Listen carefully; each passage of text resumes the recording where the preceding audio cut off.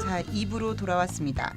유프로님, 다음 위험 요인은 어떤 게 있죠? 두 번째로 꼽는 것은 중국입니다. 아, 중국이요. 지금 중국이 세계 경제의 15% 정도를 차지하는 네. 세계 2위의 경제 대국이거든요. 네. 그래서 중국이라는 요인이 미국 다음으로 사실은 중요한 요인이죠. 근데 지금 유프로님 표정 보셨어요? 안 봤어요. 안 봤어요. 이 위기 얘기를 하는데 네. 얼굴이 너무 싱글벙글하신 거예요. 밝아요. 밝아요. 매니아. 그런 위기 매니아 맞는 것 네. 같아. 참 네. 어이가 없네요, 유프로님. 누군가 연구를 해야 됩니다. 네, 위기를. 네. 아니 중국이 세계 경제의 15%나 차지해요? 그럼 미국과 한국은 어떤데요? 이게 한 미국은 24% 정도 아, 되고요. 24%. 예. 한국은 한 1.9% 정도 될 것 같습니다. 예. 되게 적네요. 많이 큰 아유, 거, 한국이 아주 좀 큰 거죠. 뭐 큰 이 정도면 거죠. 큰 건가요? 워낙 우리가 큰 거죠. 11이잖아요, GDP. 아주 굉장히 큰 큰 거죠. 겁니다. 예. 세계 세계 나라가 몇 개인데. 그렇군요. 300개 가까이 되는데. 아니 제가 너무 한국 중심으로 생각했나 봐. 네네. 그러면 중국 경제가 위험한 이유는 왜예요? 지난 2008년 위기 이후에 중국의 경제 성장이 부채의 급증에 의해서 뒷받침되었기 때문입니다. 다 부채요, 다 부채. 어디나. 예. 빚 좋은 개살구 같은데요. 경제를 세계 일으키기 위해서만. 미국 경제가 네. 타격을 받아서 네. 수입을 많이 못하게 되니까 네. 중국이 자체적으로 부채를 활용해서 네. 성장을 해왔던 거죠. 그래서 이 통계적으로 보면 중국의 비금융 부분에 대한 대출이 여기서 비금융 부분이라고 하는 것은 정부, 가계 그리고 비금융 기업을 포함하는 것을 말하는데요. 네네. 지난 5년간 2배 이상 그 부채가 늘어났습니다. 구체적으로 이제 통계를 보면요. GDP 대비 비금융 부분 대출은 2016년에만 약 60%포인트 증가했거든요. 그래서 230%에 달했습니다. 네. 이 추세라면은 2022년에는 약 300%에 도달할 것이다. 이렇게 전망이 되고 있고요. 그 날로 급증하는 거네요. 예. 그런데 이제 이렇게 지난 5년간 과도한 신용 확장이 없었다면은 실제 경제 성장률은 크게 낮았을 거라는 걸 의미합니다. 네. 대략 중국이 평균 7.3% 정도 성장했거든요. 근데 위기 이전에는 중국은 10%가 넘었거든요. 근데 7.3%니까 상당히 경제 성장이 둔화된 것이라 할 수 있는데 네, 네. 이마저도 부채의 증가에 의해서 뒷받침되었다는 것이죠. 이와 관련해서 이 IMF의 추정 연구가 있는데요. 네. IMF는 이제 중국의 신용은 이제 돈을 이제 꿔주는 거죠. 이제 부채를 이렇게 만드는 거죠. 예. 이게 지속 가능한 속도로 완만하게 증가했다면 지금처럼 이렇게 급격하게 증가하지 않고 네. 그럼 2012년부터 16년까지 5년 동안의 평균 성장률은 실제로는 7.3%였는데 네, 네. 아마 그렇게 하지 않았으면 5.3%에 그쳤을 것이라고 추정한 적이 있거든요. 여기에도 거품이 있는 네, 거예요. 그러니까 미국 경제가 안 좋아져서 네. 수출길이 막히니까 네. 경제 성장 동력이 줄어들고 그거를 네, 이제 네. 내수로 이제 진작을 해서 네. 경제 성장의 탈출구를 마련하려니까 당연히 부채 의존적인 성장을 할 수밖에 없었다. 거기는 볼수 있는 거죠. 서민들도 그럼 가계 부채도 많아졌겠다. 그렇죠, 당연히 많아지죠. 예. 예. 여러 나라의 경험에 비추어 보면은 중국의 이 부채 증가 속도, 신용 확장 계획은 상당히 위험합니다. 그래서 이제 급격한 조정이 일어나거나 성장 둔화를 낳을 수가 있다고 생각이 들고요. 네. 그런데 이제 문제를 더욱 심각하게 하는 것은 추가적인 신용이 점차 단기적인 자금에 의존하고 있다라는 거죠. 그리고 그렇게 제공된 자금도 효율적으로 사용되지 못하고 있다라는 이제 징후들이 여러 군데에서 나타나고 있습니다. 근데 이런 문제는 현재 중국이 경상수지 흑자를 누리고 있고 부채의 대외 의존도가 낮아요. 대부분 국내 저축에 의존하고 있다라는 거죠. 이런 부분 때문에 일단은 표면화되지 않고 있는데요. 네. 미국이 만일 네. 보호주의적 경향을 강화해 나가서 경상수지 흑자를 지금처럼 유지할 수 없게 된다면은 네, 네. 위기가 표면화될 수 있다. 지금의 부채 비율이 실제적인 문제로 네. 등장할 수 있다라고 생각을 합니다. 단기 자금이 주로 대출이 많이 이루어진다는 것은 이제 막 돌려막거나 네. 당장의 생활 자금으로 쓰는 게 많아지는 거니까 예. 좀 폭발이 좀 다가오고 있다 이런 이제 징후가 될 수 있겠죠. 근데 우리나라도 마찬가지인데 중국은 뭐 갔다 온 사람 다 얘기하는 거 있잖아요. 주택이 올라도 너무 올라. 집값이요? 집값이. 오. 집값 뭐 집뿐이 아니고 뭐 이제 네네. 여러 가지 건물. 부동산 가격이. 네. 중국의 주택 가격은 35개 도시 판매 가격으로 측정을 해보니까 1999년 이후에 연평균 8.7% 상승했답니다. 근데 여기도 많이 평균이니까 이렇게. 평균이 많이 상승하긴 했는데 네. 우리나라에 비하면 또 아무것도 아닌 것 같은데. 아니요 매년 8.7%. 아 매년이요? 네, 연평균. 아 연평균이었구나. 예. 같은 기간 연평균 3.4%로 상승했던 미국에 비하면 네. 2배가 넘는 겁니다. 어마어마한 거네요. 네, 그러면. 그리고 35개 도시를 다 평균한 거니까 예. 진짜 많이 오른 데는 그냥 연평균 몇십 프로까지 막 올린 데도 있다는 얘기죠. 그럴 수 있겠다. 예. 그렇죠. 도심이나 예, 이런 그렇죠. 데는. 이러한 중국 주택 가격의 상승은 이제 주택 대출 시장이 급성장했기 때문에 아. 어디나 그렇죠. 예, 돈을 꿔주면서 사라고 하는 거죠. 네. 예, 중국 주택 대출 시장의 규모는 97년은 거의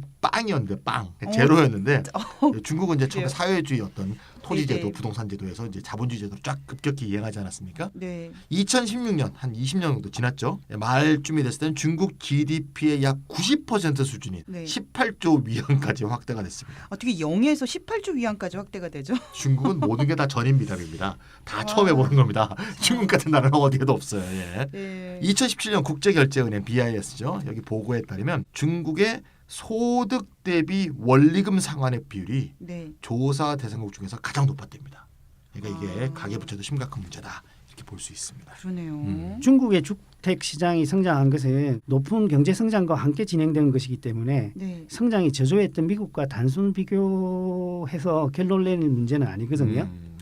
근데 하지만 이제 중국이 조금 전에 말씀드렸듯이 이미 이제 세계 2위 경제 대국이고 네. 가장 빠르게 성장하고 있기 때문에 작은 움직임도 세계 경제에 큰 영향을 미치고 있습니다. 이 지난번 한 2년 전에 했던 것 같아요. 이렇다 해서 네. 그때 중국의 주가가 급락하는 일이 있었거든요. 맞아요. 그때도 블랙 먼데이라고 불렀는데 그 네. 파장이 상당히 컸는데 그때는 위기가 상대적으로 단기적이었습니다. 네. 그렇지만 다음에는 더 심각할 수가 있는 거죠. 마지막으로 얘기하면 이제 미국과 통상 문제가 아까 잠깐 나왔는데요. 지금 네네. 미국의 대통령은 트럼프 아니겠습니까? 네. 중국은 수출, 특히 미국에 대한 수출을 위주로 경제 성장을 해온 나라잖아요. 네. 근데 트럼프가 보호무역을 강화하겠다고 하니까 네. 네. 이전과 같은 경상수지 적자를 허용하지 않을 거란 말입니다. 그럼 결국 중국의 수출이 줄어들거나 막히게 되면 네. 이게 가장 중국에는 뇌관 같은 게 아니냐. 진정한 트리거는 어. 이게 아니겠느냐 하는 생각이 자꾸 듭니다. 그래서 예. 미국과 중국 간의 통상 마찰 이 네네. 문제도 좀 예의주시해야 되지 않을까 하는 생각이 드네요. 그렇다면 네. 중국의 부채 위기 또 주택 가격, 대미 통상 문제 이런 문제들을 예의주시해야 네, 되겠네요. 계속 그런 관점에서 우리가 경제신문을 보고 있어야 될 것 같습니다. 자, 네. 그럼 다음 요인으로 넘어가 볼 텐데요. 유프로님이 진단해 주신 첫 번째 요인은 미국의 금리 인상, 또 두 번째는 중국 경제 경착륙, 또 세 번째 요인은 뭐가 있을까요? 제가 보기에는 온 세계가 위기로 가득 차 있습니다. 네. 뭔가 이 크리스마스 예. 그거 같잖아요. 뭐 뭐로 가득 찬 세상 그러잖아요. 예. 하느님의 뭐 은총. 은총? 예, 은총으로 가득 찬 세상. 그러니까 예, 세상이 은총이 아닌 세상이 위기로 가득 찬 네. 세상. 예. 이제 세 번째 위기는 네. 제 생각에는 이게 제일 심각하지 않나 하는 생각인데 음. 유럽 경제와 관련이 되어 있습니다. 유럽 재정 위기가 2012년에 일어났지 않습니까? 네. 유럽 위기가 그때는 이제 재정 위기였거든요. 정부 부채가 문제가 되었었는데 지금은 상업은행의 위기가 문제가 되고 있습니다. 그리고 유럽 중앙은행이 미연준이 이제 금리 인상과 자산 매각에 나서고 있지 않습니까? 네네. 거기에 보조를 맞춰서 양적 완화를 축소해 나간다면은 다시 남유럽, 이탈리아, 그리스, 스페인 같은 나라요. 네. 에 이제 정부 국채의 수익률이 급등하면서 재정 위기까지 재현될 가능성도 있습니다. 사실 뭐 우리 정치 정세도 그 이탈리아가 좀 지금 만만치 않잖아요. 예, 그렇습니다. 지금 유로화 반대 정당이 전 유럽에서 득세를 하고 있는데 네. 특히 이탈리아에서 오성 운동이 득세를 하고 있고 네.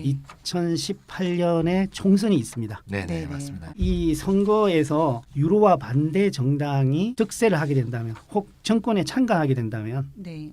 그 자체만으로도 잠재된 불씨를 다시 끄집어낼 수가 있습니다. 그럼 유럽에서는 구체적으로 어떤 문제가 있어요? 지난번 위기는 조금 전에 말씀드렸듯이 이제 남유럽 국가의 국채 수익률이 급등하는 방식으로 나타났거든요. 이 나라들의 정부 부채 수준이 네. 유지되기 힘든 수준에 이제 다다르게 되니까 네. 국가 부도의 공포가 전 세계를 이렇게 뒤덮었습니다. 그리고 사실 유럽은행들이 예. 남유럽 국채를 많이 가지고 있기 때문에 네. 한두 나라만 재정 파산이 일어나도 네. 유럽의 전체 은행 부분을 붕괴시킬 위험이 있었거든요. 그래서 한 나라의 국가부도 공포도 전 세계에 영향을 그렇죠. 미칠 지금 수 있는 금융 부분이 다 거군요. 긴밀히 연결되어 있기 때문에요.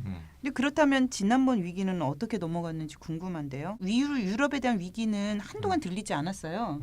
우리 뉴스에도 이렇다도 별로 유럽 위기를 들리지 워낙 처음에 많이 해갖고 네. 많이 해서 그동안 좀 안 했죠. 아, 매년 그런 2년 동안 안 거예요? 했으니까 우리 네. 마돈나님 오시기 전에 굉장히 많이 했습니다. 그래서 이제 그랬어요. 다시 지금 우리가 예. 이제 유럽 위기를 다시 이제 얘기할 수밖에 없는 시기가 온 거죠. 지금은 이제 2년 정도 흘러서 그 당시 어떻게 했냐면 유럽은행이 유럽 연합이 네. 금융 지원 기구를 만들어서 위기에 빠진 정부의 구제 금융을 제공했어요. 그런 식으로 위기에 대처했죠. 그러니까 아까 정부 부채가 많아서 예. 정부에 이제 재정 위기가 발생했다 그랬잖아요. 아, 예. 정부에게 직접 구제 금융을 때리는 거죠. 그러니까 연합 차원에서 네네. 금융지원기구를 만든 네네. 거네요. 그렇죠. 예. 돈을 유럽 연합, capture해서. 유로 이런 게 네네네. 이제 다 이제 하나로 통합된 이제 경제권이니까 그럴 수밖에 없죠. 유럽 중앙은행이 이제 금리를 낮추고 어떤 경우에는 국채나 사치를 직접 매입해서 네. 돈을 푸는 양적 완화를 하는 그런 방법을 쓰기도 했죠. 은행 부분의 이제 유동성, 이거 유동성은 현금입니다. 이제 네. 현금 같은 거죠. 이제 네. 유동성을 보장하기 위해서 저금리로 1조 유로 이상을 빌려줬습니다. 어... 그래서 은행 부분에도 돈을 쐈고요. 네네. 그리스가 그때 심각했죠.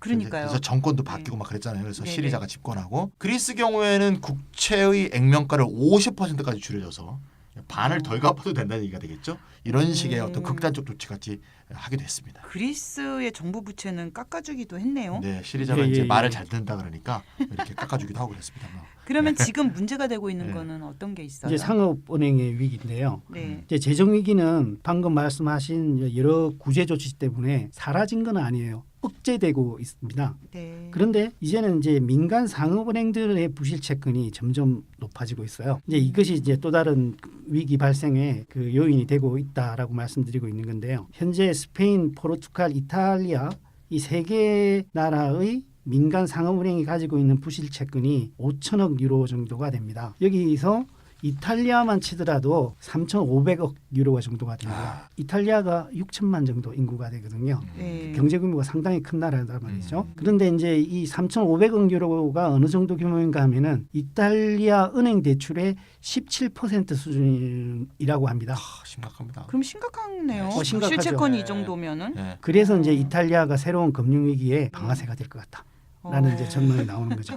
갑자기 또 눈이 막 빈다면서. 아, 근데 어쩌다가 이탈리아 은행이 그렇게까지 됐어요? 기본적으로 이탈리아는 1960년부터 2017년까지 네. 평균 경제 성장률이 0.6%밖에 안 돼요. 굉장히 낮다. 굉장히 지금 현재 낮은 거죠. 한국보다 낮은데요? 한국보다 훨씬 낮죠. 네네. 1960년으로 쳐보니 우리는 1년에 9%, 10%할 때도 있었거든요. 예. 우리 뭐 개발도상국이었지. 그때 예. 당시. 근데 경제 규모가 지금 비슷해져 버렸어요. 네, 이제는 네. 이제 비슷하죠. 비슷해져 버렸죠. 그리고 이제 유로존 가입 1999년 이후에 경상수지 적자를 계속 기록을 했습니다. 경상수지가 적자라고 하는 것은 외국에서 돈을 빌려와서 소비를 했다라는 뜻이거든요. 그러니까 자체 성장률은 높지 않은데 상당 기간 외국으로부터 빚을 내서 소비를 과하게 했던 거죠. 이제 보통 나라면은 이때 환율을 높여서 네. 자국의 통화를 철화시켜서 수출을 늘리는 방식으로 문제를 해결하는데 유로존에 가입했기 때문에 환율 조정이 불가능하죠. 아. 자국 화폐가 없으니까요. 예. 이탈리아 은행이 한 500개 있답니다. 되게 많죠. 네, 예. 맞네요. 레스토랑보다 은행 지점이 많다는 말도 있답니다. 이렇게 이제 파편화되어 있다 보니까 은행 산업이 네. 운영 비용도 굉장히 많이 든대요. 부실이 내부 원인도 있는 거죠. 이 점도 이제 금융 위기의 촉발 가능성을 높이는 그런 요인이라고 판정되고 있습니다. 예. 그러면 정부는 어떤 대책들을 세우고 있어요? 이탈리아 정부가 이제 두 가지 방식으로 이제 위기에 대응하려고 하고 있다는데요. 네. 첫 번째로는 이제 늘 하는 방법입니다. 부실은행에 긴급 자금을 제공하는 거죠. 그래서 그걸 제공할 수 있는 40억 유로 규모의 기금을 만들었어요. 근데 문제는 이거 갖고는 안 된다는 거죠. 아까 부실 금액이 3,500 유로인데 엄발을 그러니까요. 오줌 누는 것도 아니고 그래서 그러네요. 안 되는 거죠. 코끼리 예. 비스켓이라고 그러죠. 자, 여러 가지 비유들이 나오고 있습니다 지금. 네. 자, 두 번째로는요, 은행이 갖고 있는 부실 채권을 정부가 보증하는 자산담보 채권으로 바꿔서 투자자에게 판매하는 거죠. 그러니까 부실 채권을 정부가 다 보증하는 그런 식의 형식이 되는 거죠. 근데 현재 EU는 정부가 부실 채권 전담 은행을 만들어서 이게 부실 은행을 지원하는 것을 금지하고 있는 상태거든요. 그래서 이렇게 유럽연합을 탈퇴하려고 하는 건가요? 그러니까 지금 EU는 이탈리아 정부의 그 방침이 네. EU 규정을 위반하는 것에 대해서 언급을 회피하고 있어요. 그렇지만 이제 이탈리아가 실제로 그 계획을 실행에 옮기려고 하면은 네. 제지에 나설 거로 보입니다. 근데 그 과정에서 유로의 금융시장이 크게 동요하는 것은 불가피하지 않나 생각을 합니다. 근데 이탈리아가 힘들어지면 다른 나라들도 영향을 받을 텐데 이유는 정부가 은행을 구제하는 것을 왜 금지하는 거예요? 그러니까 은행이 망하라는 얘기죠. 정부가 망하는 것보다는 아, 상업은행이 망하는 게 낫다는 얘기가 되겠죠. 근데 어떻게 보면 그게 좀 상식적이긴 한데 상식적이긴 한데 사실은. 근데 너무 규모가 커서 네. 은행이 남아가면 또 경제가 뭐가 되겠습니까? 네. 그러니까 정부가 은행을 구제하기 위해서 재정을 투입하면 정부의 재정 적자가 발생한다는 거죠. 은행의 위기는 해결되지만 네. 정부 위기로 전가되는 거죠. 그럼 국가 부채도 늘어. 그렇죠. 원래의 위기였던 재정 위기가 다시 발생할 수가 있고 네. 이탈리아 정부 부채가 굉장히 많아요. 이미 GDP 대비 130%가 넘습니다. 100%가 잘못하면 넘네요. 잘못하면 일본처럼 될 수도 있어요. 예. 이탈리아가 재정을 투입하게 되면 정부 부채 위기가 일어날 수도 있다. 이것이 네네네. 바로 정부가 은행을 구제하는 걸 금지하는 대표적인 이유입니다. 예. 이제 현재 유럽의 중앙은행이 이탈리아를 포함한 남유럽 국채를 매입해주고 있거든요. 네. 국채가 계속 늘어나면은 그걸 계속 또 매입해준다고 하면은 중앙은행이 유럽 네네. 중앙은행이 돈을 찍어서 네. 이탈리아 정부를 지원해주는 셈이 되거든요. 그래서 정부의 재정 투입을 금지하고 있는 거죠. 아, 그러면 다른 방도는 없어요? 현재로서는 제 예. 생각에서는 이게 어떻게 해결될 수 있을지 모르겠어요. 아. 천년만년 이런 문제가 지속되지 않을 건데 네네. 해결 방도는 찾을 방법이 없어요. 아니 위기 전문가가 찾지 못하면 누가 찾습니까? 뭐 어떻게 해야 됩니까 진짜? 그래서 오래 살아야겠다. 네?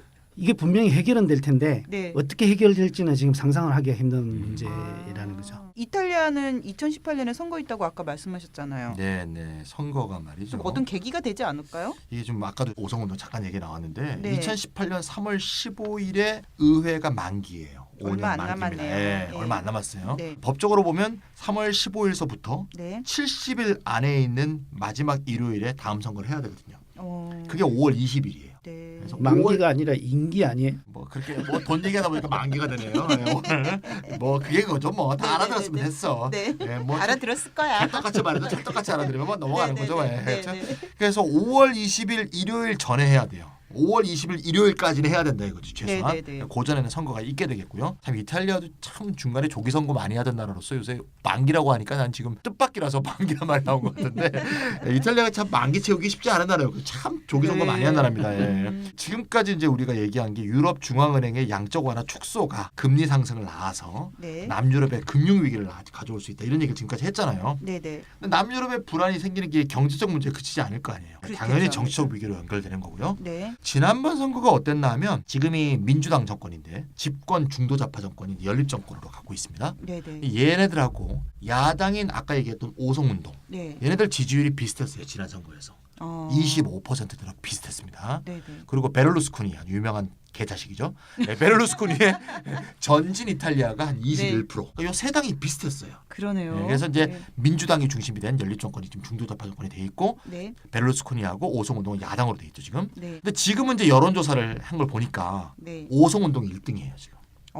그런데 어. 압도적이진 않아요. 25%에서 네, 네. 29% 사이를 왔다 갔다 하고 있어요. 어. 그러니까 어쨌건 간에 오송운동 연립정부가 생길지 민주당 연립정부가 생길지 뭐 네네. 베를루스코니 연립정부가 생길지 중도우파 네네네. 정부가 생길지 모르겠지만 네. 어쨌든 연정은 생긴다 이렇게 음. 예상할 수 있고요. 아까 유프로가 잠깐 얘기했지만 어떤 연정이 생기는가가 중요한 거죠. 만약에 그렇네요. 오송운동이 주도하는 연정이 구성된다면 오송운동은 당론이 유로존 탈퇴이기 때문에 네. 이러면 이제 브렉시트에 이어서 네. 두 번째 광풍이 유럽을 뒤흔들지 않을까 어허. 이렇게 예상되고 있습니다.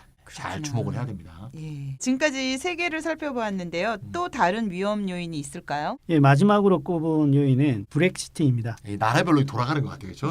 그러게요. 미국, 중국, 유럽 그다음에 이 영국이야? 유럽 대륙을 따라서 영국으로 딱 이렇게 가는 거죠. 영국으로 네. 유럽하고 좀 떨어져 있으니까요. 브렉시트 협상이 잘 진행되지 않으면 네. 이것도 세계 경제를 위협할 수 있습니다. 이번에도 유럽이네요. 네, 유럽의 이제 이게 섬입니다. 예. 네. 예, 브렉시트는 협상과 타협을 통해서 이제 진행될 것인데요. 이것이 위기를 촉발할 수 있다라고 이야기하는 것은 이해관계가 첨예한 협상은 결렬될 가능성이 있다는 데서 이제 위기의 가능성을 찾을 수 있는 거죠. 네. 만약 협상이 순조롭게 진행되지 않는다면 새로운 금융 위기의 방아쇠가 될 수 있습니다. 그러면 어떤 내용이 협상을 어렵게 할 수 있다는 거죠? 그러니까 세계 경제 위기를 불러올 수도 있는데 서로 타협을 잘 하지 않을까요? 아무래도 돈이 또 네. 연루돼 있으면 협상이 쉽지 않을 수도 있죠. 제일 중요한 문제가 런던의 지위예요. 런던의 지위. 런던이 지금 세계 금융 중심지거든요. 특히 유럽 금융에서는 뭐 최중심지고요. 네네. 그 런던의 지위가 어떻게 되는가? 이게 제일 큰 아. 문제라고 볼 수 있습니다. 예, 바로 그거죠. 음. 근데 이제 그걸 또 유럽 연합의 지도자들은 2008년 금융 위기를 겪으면서 금융 규제를 강화해오자 하는 사람들이 많습니다. 맞습니다. 예.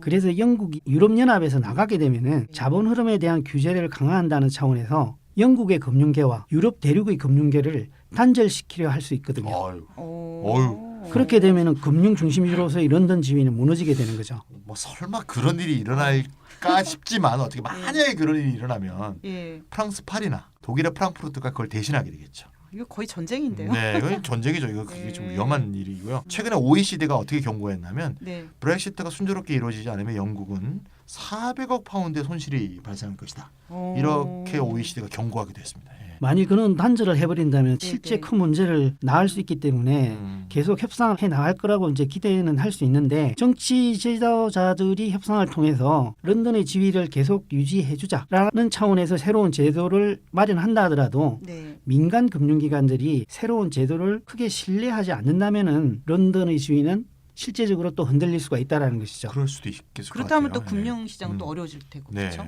최근에 어떤 조사 결과를 보니까 네. 브렉시트가 완료가 되면 지금 이제 뭐 선언을 했고 지금 절차가 지금 계속 진행되고 있지 않습니까? 네, 네. 만약 완료가 되면 런던에 본사를 두고 있는 유럽 기업의 15%는 네. 영국을 바이바이 하겠다. 어. 이런 여론조사도 나와 있습니다, 실제로.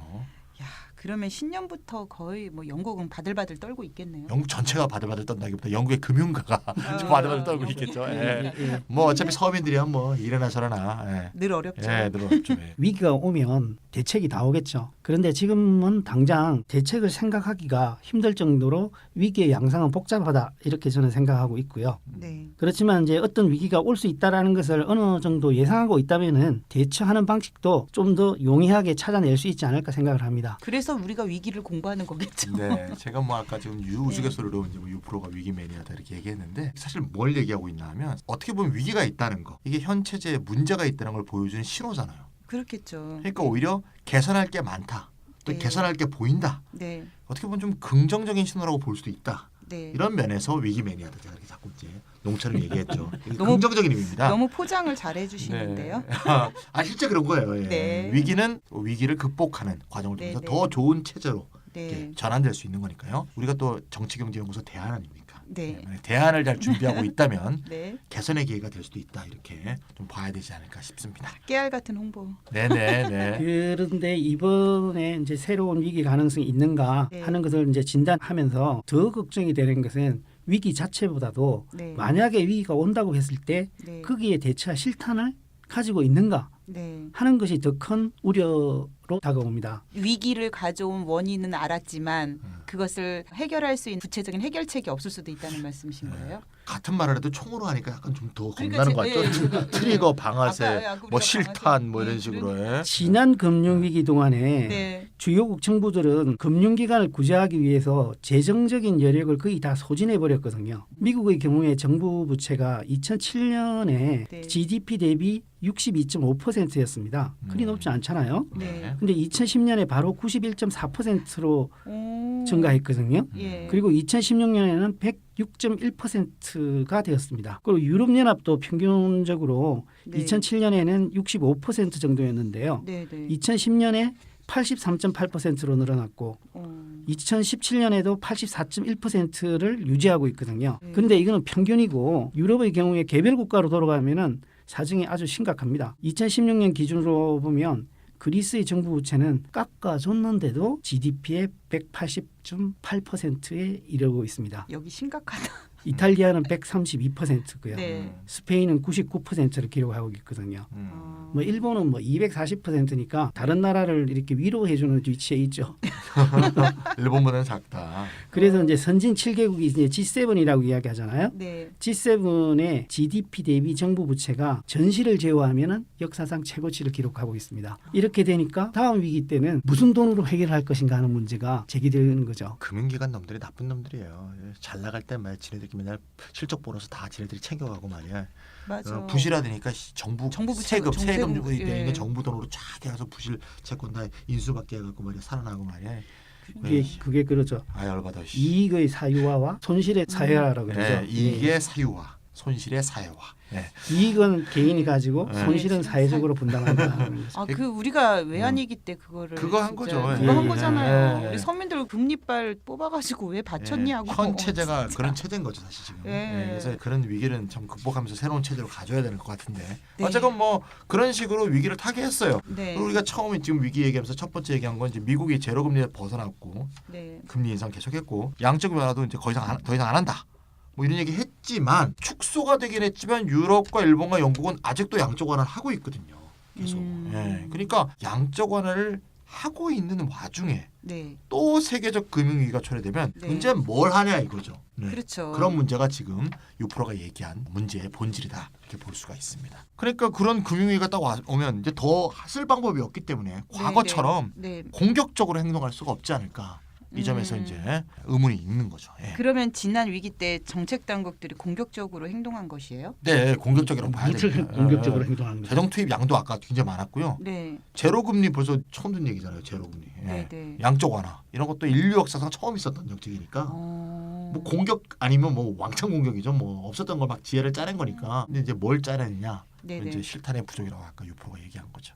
근데 제 생각에는 만약 위기가 온다면은 네. 재정 투입을 더 하는 것 그 외에는 빨리 방법이 없는 것 같아요. 뭐죠? 이 단순한 해법은? 부채 500% 시대로 가는 거죠. 아 근데 네. 정부 부채가 이미 상당히 위험한 수준이라고 말씀하셨잖아요. 그게 다른 방도가 없기 때문이거든요. 네. 지금 이미 금리는 네. 미국 빼놓고는 아직까지 제로 금리를 유지하고 있고 양적 완화도 계속하고 있다라는 거죠. 그리고 이제 정부 부채가 많지만 아직까지 발권력을 가진 정부의 부채 한도가 얼마인지 이거는 증명된 바가 없거든요. 그래서 저는 만약에 세계 경제 충격이 다시 온다면은 네. 정책 담당자들은 상당히 무력할 것으로 보이는데 그래도 할 수 있는 방법이라고 하는 것은 재정에 의존하는 방법밖에 찾지 못할 것이다 이렇게 생각을 합니다. 지금 유프로나 뭐 저나 뭐 이게 대안을 얘기하기 좀 어려운 게 네. 제로 금리, 양적 완화 이거 네. 참 지난 몇십 년간 진짜 못 보던 걸 본 거고요. 네. 재정 투입은 옛날부터 이제 하던 거고요. 근데 이런 방법 어떤 방법을 쓰건 간에 이게 이제 사실 기존 체제를 바꾸지 않고 네. 그 체제 내에서 쓸 수 있는 최종적 정책 대안은 다 쓴 거란 말입니다. 더 이상 대안이 없는 것 자체가 21세기 지금 세계 자본주의 체제가 갖는 위기가 네네. 이 되돌리기 어렵다. 어. 이걸 좀 보여주는 그런 신뢰가 아니냐. 다른 대안을 찾기가 어려운 기존 예. 구조에서는. 예. 그래서 우리 이렇다도 이제 기본소득 연구 프로젝트를 계속 하고 있지만 네. 그걸 포함해서 네네. 여러 가지 체제적 대안에 대한 더욱 깊은 연구, 네. 실험, 네. 타진, 적용 이런 것들이 계속 되어야 우리가 이 깊은 위기의 수렁에서 벗어날 수 있는 해법을 찾지 않을까. 그런 걸 찾아가야 되는 우리가 도상에 있지 않은가 하는 걸 우리가 정책 당국이 해답을 내리기가 어렵다는 것으로부터의 반증되는 결론이 아니냐 이런 생각이 듭니다. 그러니까 어떻게 생각하면은 이번 세계 금융 위기는 네. 기존의 체제 자체를 바꾸게 되는 그런 트리거가 될 수도 있겠다 이런 생각이 드네요. 그러려면 이제 대안을 네. 갖고 있어야 되는데 그렇죠. 네네. 안 예, 그러면 예. 참 혼론과 고통만으로 끝날 수도 있으니까 그 점이 이제 우리가 우려되는 거니까 또 분발을 해야겠죠. 오늘 새해 첫 방송인데요. 네. 저희 3명의 출연진이 모두 상태가 안 좋았던 것 같습니다. NG도 많이 났고요. 예. 근데 이번 예. 올해 이렇다는 저는 재미있을 것 같아요. 예언을 아, 딱 예. 해놨잖아요. 네. 네. 4개의 트리거. 네, 네. 근데 계속 지켜보는 거죠. 네, 네. 내가 볼 긴장감 있게 보낼 수 있을 것 같아요. 내가 볼 때는 분명히 예, 유프로는 예, 예. 쇼트에 베팅을 한다.